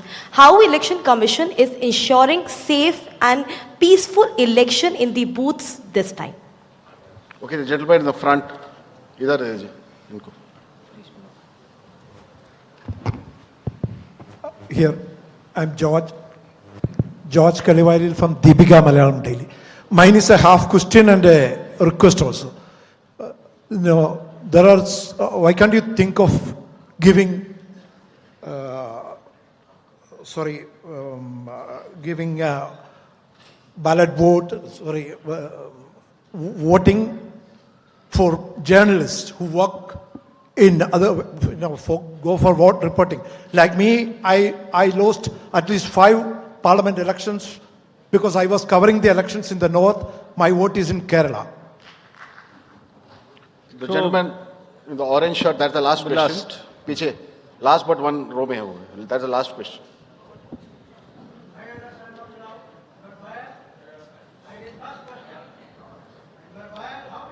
Coming. Go ahead. Yes. Sanjay Sharma आज तक से हूँ मैं। मेरा एक सवाल तो ये है कि निर्वाचन आयोग ने बहुत मार्मिक और बहुत व्यावहारिक अपील की है राजनेताओं से कि वो नफरत के बाजार में मोहब्बत की दुकान खोलें। तो इसकी कितनी अपील का असर लग रहा है कि वो कर पाएंगे? और दूसरा ये कि इलेक्टोरल बॉन्ड्स में अगली स्कीम किस तरह से इसको और पारदर्शी बनाया जा सकता है? क्या आयोग के पास भी ऐसा कोई इंतजाम है क्या? यस, नाउ उनका भी एक ले लीजिए, एक ले लीजिए उनका भी, उनको दे दीजिए। Give it time. लीजिए लीजिए। You are biased. You can't do that. लीजिए। I am Professor D.S. Agrawal and I am a nominee of राष्ट्रपति 2012. उस समय मैंने प्रणब मुखर्जी का नॉमिनेशन कैंसिल कराया था, तब ये प्रॉमिस किया था, सवाल है, तब ये प्रॉमिस किया था कि एमपीज की जगह वोटर प्रपोजर होंगे। आपने अभी तक अमेंडमेंट नहीं किया। दूसरी बात यह है कि आप जो डीएम होता है, मैं बनारसी चुनाव लड़ा, उसने 3 बार मेरा इलेक्शन नॉमिनेशन कैंसिल कर दिया बाइस्ड, लेकिन मैंने 4थी बार पास कराया। तो डीएम को आप इतनी पावर देंगे कि किसी का भी नॉमिनेशन कैंसिल कर देगा बैलेट को? या आप अमेंडमेंट करिए और इसमें अमेंडमेंट करिए। और ये जो खड़े होते हैं ऐसे लोग खड़ा मत होने दीजिए कि बायस करते हैं। ऐसे आप नहीं बोल सकते, नहीं ऐसे नहीं बोल सकते। ये इस तरीके की चीज आप यहां नहीं बोल सकते। अच्छा ठीक है, now let me take these questions. 12वीं क्लास के बच्चे के बारे में आपने पूछा एक प्रश्न। 12वीं क्लास के बच्चे को जैसे ही उसकी एज पूरी हो उसको वोटर कार्ड मिल जाए, इसकी तैयारी हम कर रहे हैं एडवांस एप्लीकेशन लेके। ऐसा जरूर होना चाहिए। About Manipur, question was asked about Manipur, what we will do. There are persons who are displaced, who are in the camps. We have drawn a scheme. We have drawn a scheme which we have notified. That scheme is notified to allow the voters in the camp to vote from the camp. जैसे migrants के लिए JNK में वो scheme है, ऐसे ही यहां पर भी उस स्कीम को लागू किया गया है। And the voters would be allowed in the respective camps from the lower constituency to the higher and higher to the lower. But my appeal to the voters is that let us decide through the ballot peacefully by participating in these elections. We'll make the arrangements.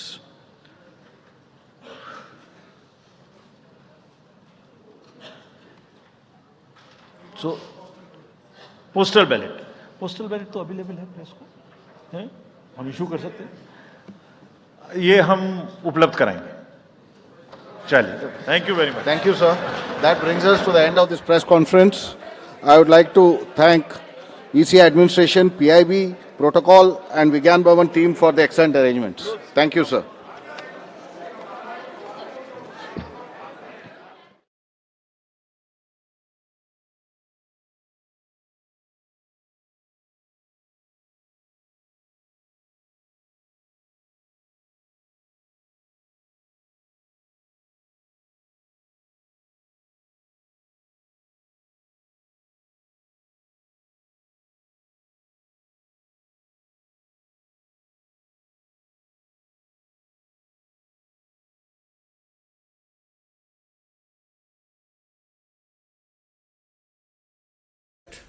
On what, to my mind, were the 8 key points that he has articulated in his piece. And those points are: 1, the greatest challenges can be solved not by fighting with each other, but by acting together. 2, technology gives us the means to address problems on a humanity-wide scale. 3, digital public goods that we have created are increasingly perceived by the world as delivering revolutionary progress. 4, India's experiences can provide insights for possible solutions. 5, our G20 priorities will be shaped by the interests of the global South. 6, we will encourage sustainable and environment-friendly lifestyles based on trusteeship over nature. 7, we will seek to depoliticize the global supply of food, fertilizers, and medical products. And 8, we will encourage an honest conversation among the most powerful countries. So, as the youth of India, it is important that you are not only aware of the G20 activities, but also of India's approach that I have just summarized. Under the Youth 20 Engagement Group of the G20, India will focus on skill development, on the future of work, access to quality health, and youth as equal partners in the development agenda. During the year, in the spirit of Jan Bhagidari, I would encourage the youth to conduct and host a wide range of practical activities like university lectures, roundtable discussions, model UN conferences in colleges on G20 agenda, and welcoming G20 delegations, including through cultural performance at various meeting venues. Remember, each one of you present, physically here and virtually across, each one of you is an ambassador of India to the G20. I urge you to collectively be the radiant lotus of creative brilliance and generational optimism. Our success in the G20 will surely draw strength from all of you. And the G20 is in fact the premier grouping which is devoted to addressing the financial, economic and development challenges of the world. And in these difficult times, it is therefore particularly important that world leaders focus on the right issues, issues that especially affect the more vulnerable sections of the world. Now, the attention obviously needs to be given not just to the problems, but equally, perhaps even more so, to finding viable solutions for them. In this regard, India's example is of increasing relevance to the rest of the world. Whether it is our last mile delivery done using digital platforms, a way of responding to the COVID and other public health challenges, or indeed the transformation in green and clean energy that we have seen in the last few years. There are very good reasons why today the world is taking a much deeper interest in us. The G20 presidency offers an opportunity to share our story with others, particularly those who may transpose some of our experiences on their performance or challenges. And it is also a time when we must become the voice of the global South that is otherwise underrepresented in such forums. Countries of Asia, Africa, and Latin America trust India to speak up for them. We have of late been in the forefront of expressing their concerns on fuel, on food, on fertilizers.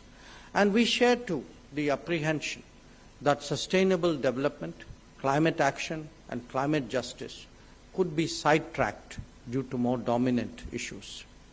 But our task will end not just with articulation. India has to take the lead in pushing for collective action, and that is exactly what we intend to do at the G20. Now, there are established mechanisms and working platforms to take forward various issues that come up in the G20 agenda. But the G20 naturally responds to the pressing issues of the day.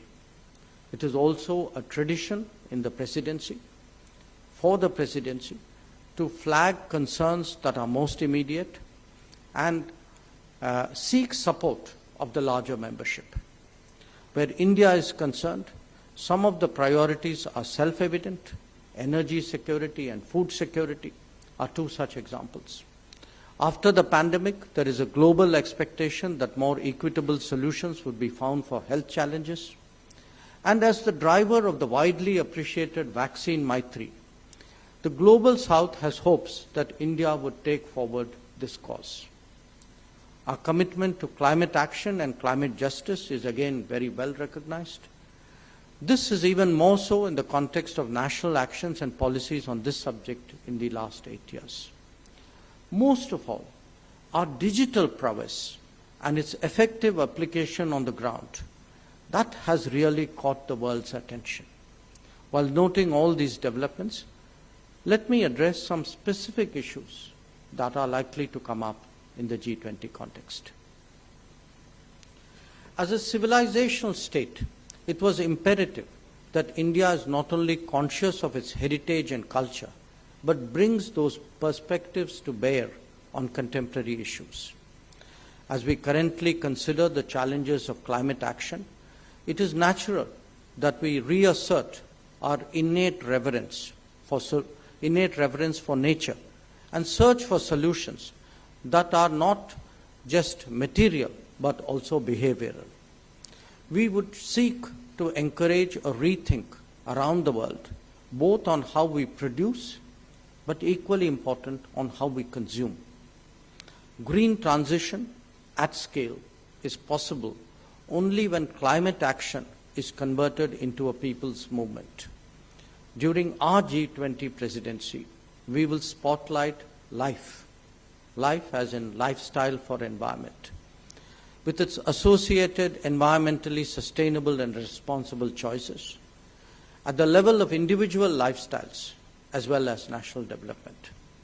Only then will it lead to globally transformative actions, resulting in a cleaner, greener, and bluer future. We will make life a global movement, one that envisions placing the prevalent use and dispose economy with a circular economy. It intends to nudge individuals to undertake simple acts in their everyday life that can contribute to effectively address the challenges of climate change, environment degradation, energy crisis, and rapid sustainable growth. Pro-planet people adopting fundamentally sustainable lifestyles will change the way we do business in the 21st century. India will seek to be a catalyst of that change. When taking over the G20 presidency in Bali, Prime Minister Narendra Modi spoke about a sense of trusteeship. We want that message also to go out from the G20, that for the sake of future generations, for people like you, every generation should leave the planet in a better shape than it inherited it. After due deliberation, we have therefore taken up Vasudhaiva Kutumbakam, or One Earth, One Family, One Future, as our G20 presidency theme. Drawing from our cultural ethos, this is a strong assertion of beliefs in shared and common solutions. It may apply to climate action and life, where the power of example, the diffusion of technology, and the spread of best practices can make a decisive difference. The same drivers are even more powerful when it comes to digital delivery, in order to ensure that we leave no one behind. And remember, we have demonstrated it even at a time of extreme stress by undertaking successfully Vaccine Maitri. The G20 is a diverse platform that seeks to forge common ground on key issues among prominent countries. Our endeavor is to make that consensus more relevant through a wider process of consultation. Indeed, our very choice of guest countries is reflective of this intent. Harmonizing various interests is something that is ingrained deeply in India's history and culture. We have long been a pluralistic and consultative society who have debated issues openly before we arrive at a decision. Since this is deeply ingrained in our DNA, we have never been insecure with diversity. Our essential unity is not only the basis for pluralism, but it is also a source of confidence for engaging the world. As the mother of democracy, India's G20 presidency will be consultative, it will be collaborative, and it will be decisive. Having noted that, we must also recognize that the global order today is not truly reflective of the state of the world. Institutions and practices created 75 years ago still dominate global decision-making. A representative and democratic international order must press for change, not just in the United Nations, but in other international institutions as well. While we strive to progress on this broad agenda of issues, the G20 cannot be impervious to immediate developments that have a direct consequence on global well-being. This year, much of that debate has centered around the Ukraine conflict. As you all know, the Prime Minister had declared that this is not an era of war, and that dialogue and diplomacy alone can provide solutions. At Bali, the significance of this position was widely recognized by G20 leaders. In fact, the universality of this message is being appreciated as well. Many of you today would have read in the newspapers that you would have seen in the morning or read on your phones, Prime Minister's own thoughts about assuming the G20 presidency. And that, by the way, has appeared in newspapers across the world. Now, we should reflect on what, to my mind, were the 8 key points that he has articulated in his speech.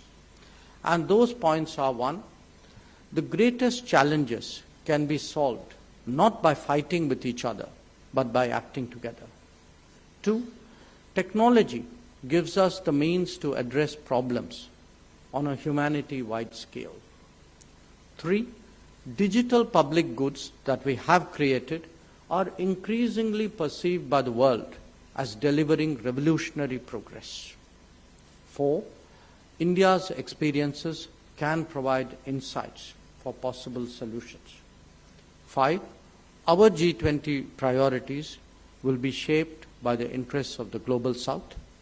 6, we will encourage sustainable and environment-friendly lifestyles based on trusteeship over nature. 7, we will seek to depoliticize the global supply of food, fertilizers, and medical products. And 8, we will encourage an honest conversation among the most powerful countries. So, as the youth of India, it is important that you are not only aware of the G20 activities, but also of India's approach that I have just summarized. Under the Youth 20 Engagement Group of the G20, India will focus on skill development, on the future of work, access to quality health, and youth as equal partners in the development agenda. During the year, in the spirit of Jan Bhagidari, I would encourage the youth to conduct and host a wide range of practical activities like university lectures, roundtable discussions, model UN conferences in colleges on G20 agenda, and welcoming G20 delegations, including through cultural performance at various meeting venues. Remember, each one of you present, physically here and virtually across, each one of you is an ambassador of India to the G20. I urge you to collectively be the radiant lotus of creative brilliance and generational optimism. Our success in the G20 will surely draw strength from all of you. And the G20 is in fact the premier grouping which is devoted to addressing the financial, economic and development challenges of the world. And in these difficult times, it is therefore particularly important that world leaders focus on the right issues, issues that especially affect the more vulnerable sections of the world. Now, the attention obviously needs to be given not just to the problems, but equally, perhaps even more so, to finding viable solutions for them. In this regard, India's example is of increasing relevance to the rest of the world. Whether it is our last mile delivery done using digital platforms, a way of responding to the COVID and other public health challenges, or indeed the transformation in green and clean energy that we have seen in the last few years. There are very good reasons why today the world is taking a much deeper interest in us.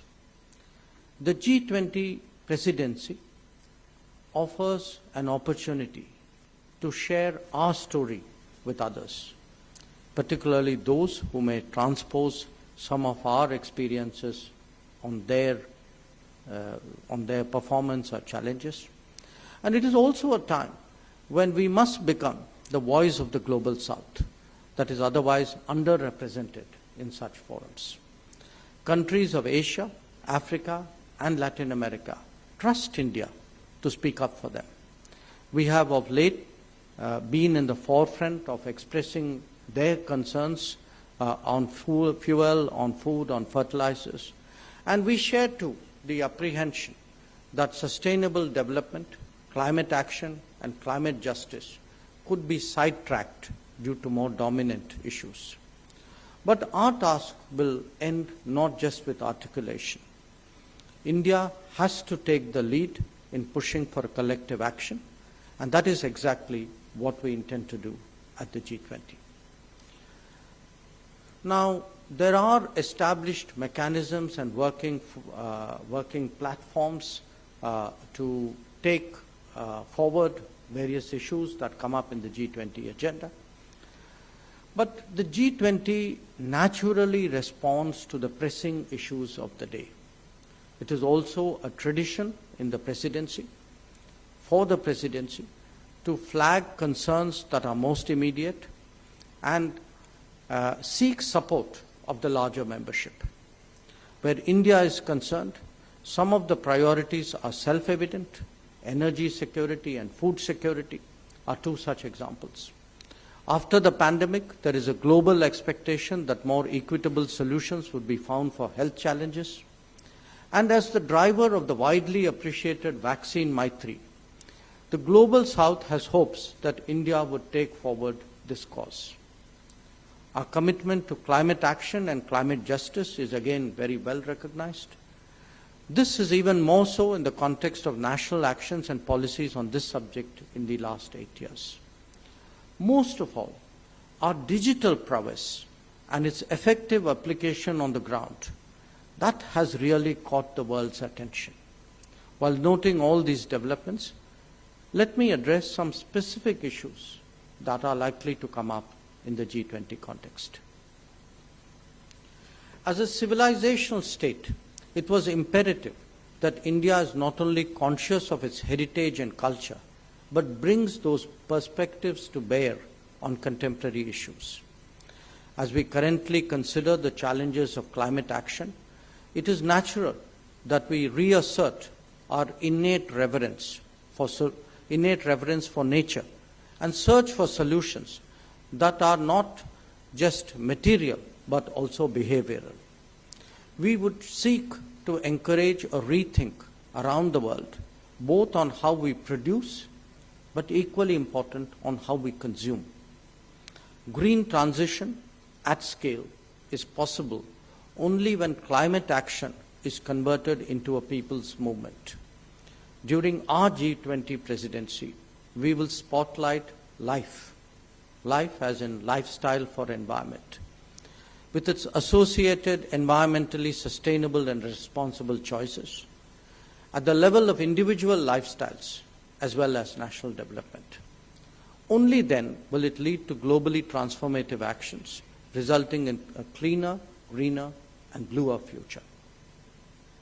We will make life a global movement, one that envisions placing the prevalent use and dispose economy with a circular economy. It intends to nudge individuals to undertake simple acts in their everyday life that can contribute to effectively address the challenges of climate change, environment degradation, energy crisis, and rapid sustainable growth. Pro-planet people adopting fundamentally sustainable lifestyles will change the way we do business in the 21st century. India will seek to be a catalyst of that change. When taking over the G20 presidency in Bali, Prime Minister Narendra Modi spoke about a sense of trusteeship. We want that message also to go out from the G20, that for the sake of future generations, for people like you, every generation should leave the planet in a better shape than it inherited it. After due deliberation, we have therefore taken up Vasudhaiva Kutumbakam, or One Earth, One Family, One Future, as our G20 presidency theme. Drawing from our cultural ethos, this is a strong assertion of beliefs in shared and common solutions. It may apply to climate action and life, where the power of example, the diffusion of technology, and the spread of best practices can make a decisive difference. The same drivers are even more powerful when it comes to digital delivery, in order to ensure that we leave no one behind. And remember, we have demonstrated it even at a time of extreme stress by undertaking successfully Vaccine Maitri. The G20 is a diverse platform that seeks to forge common ground on key issues among prominent countries. Our endeavor is to make that consensus more relevant through a wider process of consultation. Indeed, our very choice of guest countries is reflective of this intent. Harmonizing various interests is something that is ingrained deeply in India's history and culture. We have long been a pluralistic and consultative society who have debated issues openly before we arrive at a decision. Since this is deeply